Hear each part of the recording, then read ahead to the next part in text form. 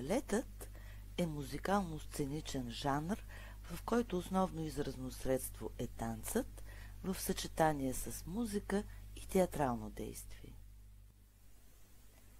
Балетът възниква на основата на тържествените балове, като танците се обединяват от общ сюжет. Първите същински балетни спектакли се провеждат във френския кралски двор през 17 век.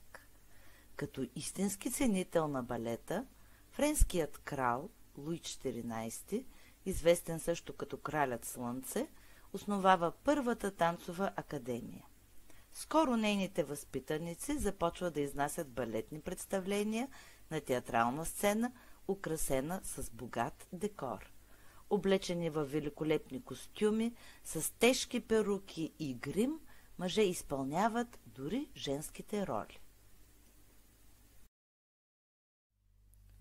Подобно на операта, класическият балет се изгражда върху либрето. От голямо значение е хореографията, която с движение и жест пресъздава историята и образите на героите. Главните роли се поверяват на солисти-балетисти. В спектакъла има също ансамбли и масови сцени с участието на много танцори. Оркестърът, който изпълнява балетната музика, е близък по състав до симфоничния. Той открива представлението с увертюра, съпровожда всички танци, играе важна роля в изграждането на музикалният образ на героите. Пищните декори на сцената, костюмите и гримът на изпълнителите също допринасят за атмосферата на класическият балет.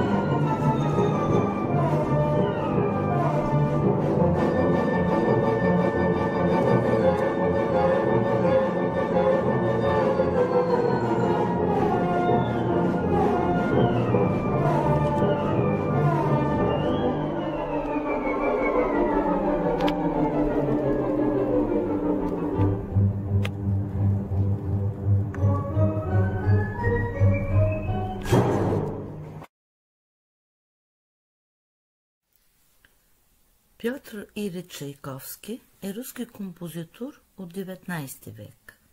Творчеството му включва симфонии, опери, балети, камерна музика, песни. Сред най-популярните и обичани балети, изпълнявани и до днес по целия свят, са неговите творби Лешникотрошачката, Спящата красавица и Лебедово езеро. Техните приказни сюжети се разкриват чрез феерия от звуци, екзотични мелодии от различни краища на света, жизнерадостни и грациозни танци.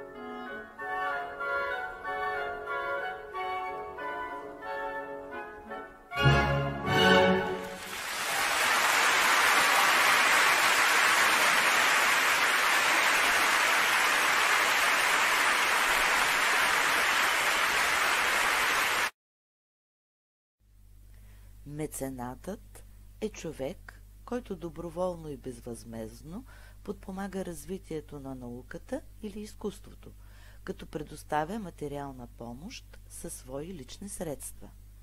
Думата меценат произлиза от името на Гай Цилний Меценат, богат древноримски аристократ, който подпомагал младите поети. През цялата човешка история е имало меценати. Едно от най-ярките имена в световен план е Лоренцо де Медичи, владетел на Флоренция през втората половина на 15 век, учен и покровител на хората на изкуството.